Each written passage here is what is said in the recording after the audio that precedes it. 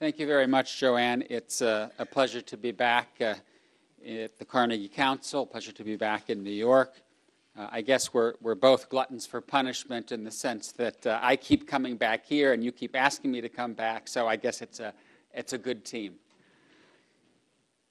If you step back from the headlines of the newspaper of the last few years and say, what's the undercurrent? What's the flow of events of the last few years? I think you'd come to the conclusion that in our part of the world, and by that I mean the West, North America, Europe, and let's sneak Japan in there, although not geographically part of the West. Japan has geopolitically been part of the West since World War II. That this zone has been going through a rough patch. Our economies have slowed. We are facing debt crises, and we're not sure how to get out of them.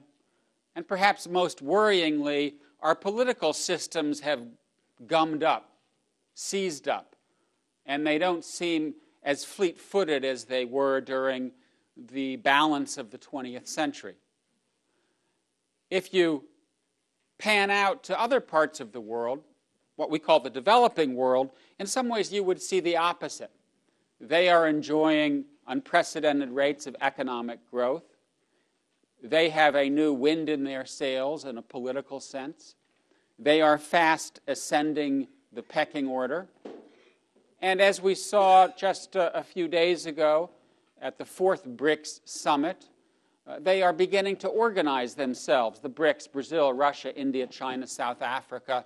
They don't know exactly what they want in terms of world order, but they know what they don't want, and that is a world in which they continue to feel as if they are operating in the shadow of Western power.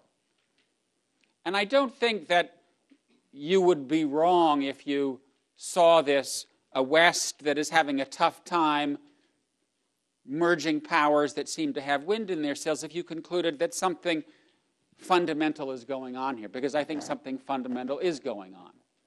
And what we're witnessing is one of those moments in history, one of those rare moments in history, in which the globe's center of gravity is starting to move. The last time that happened was about 300 years ago. Let's pick 1800 as a nice round date to demarcate the time at which the West pulled ahead of the rest. If we went back to, say, 1600 or 1700 and took a snapshot of the distribution of power in the world, we would see that it was broadly diffused. The Holy Romans in the West, next door to the Ottomans, next door to the Mughals, the Qing to their east, and finally the Tokugawa shogunate. And each of those different imperial zones had a different view about how to order itself, how to deal with politics, how to deal with commerce, and power was broadly diffused across those main imperial zones.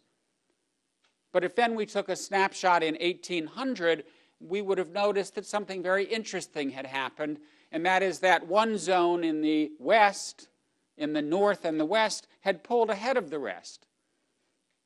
Northern Europe, Northwestern Europe, over the course of the 1700s and then further over the course of the 1800s, started to dominate the globe.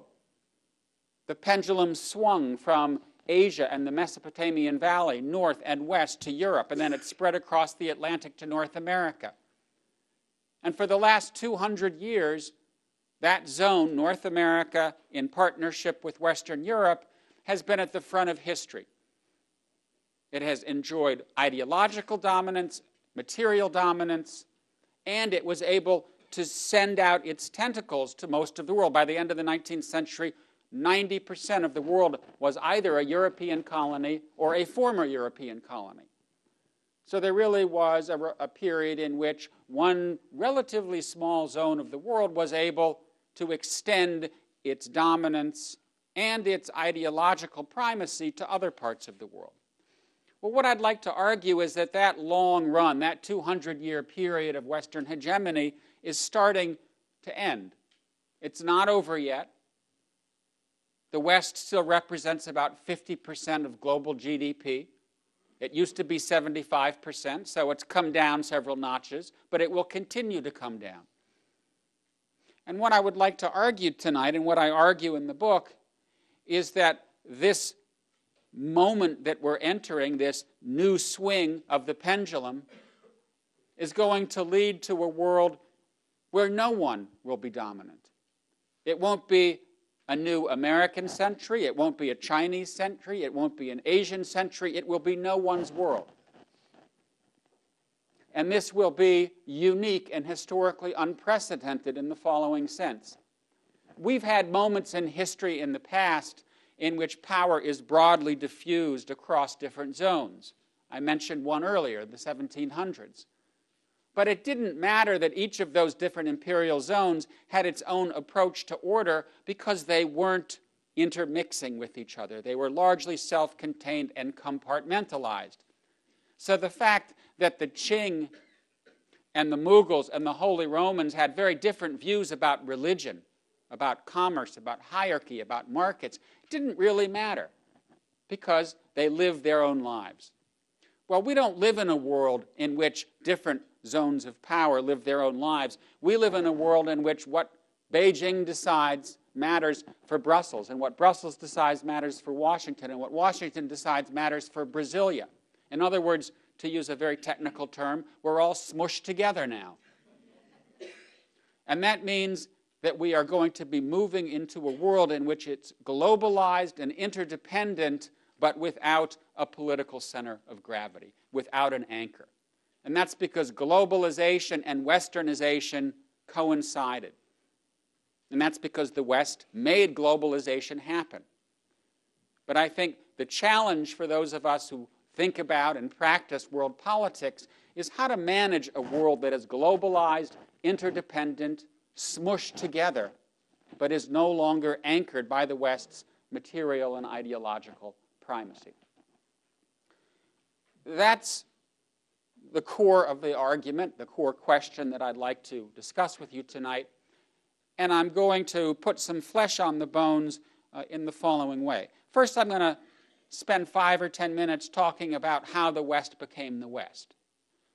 And I want to run through that historical exercise because I think the question before us is twofold.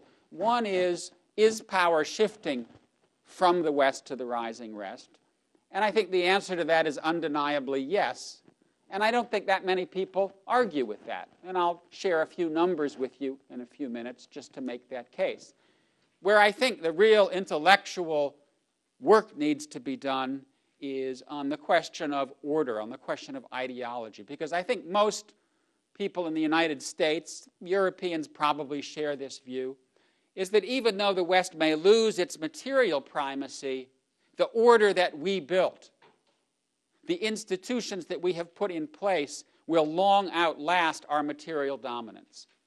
And that's because the Western version of modernity is not the Western version of modernity. It's a universal approach.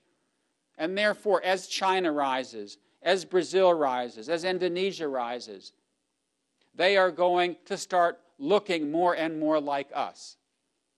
And they will therefore take their place in the order that we have built, even though we are no longer as dominant in a material sense as we used to be. Well, I think to understand that issue, is that right? Are they going to slip into the berth that we've assigned them? The first question we need to ask is, who are we? How did we become us?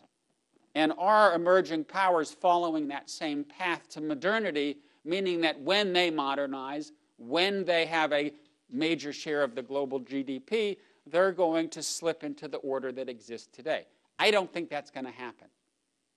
And I want to share with you why I don't think that's going to happen, and then offer some thoughts about what do we do about it? How do we manage a world in which emerging powers are going to bring to the table their own views about how to organize political, social, and commercial life? My story starts in the early part of the modern era, what you might call the late Middle Ages, the early modern period, but essentially Europe around 1300, 1500. because that's the time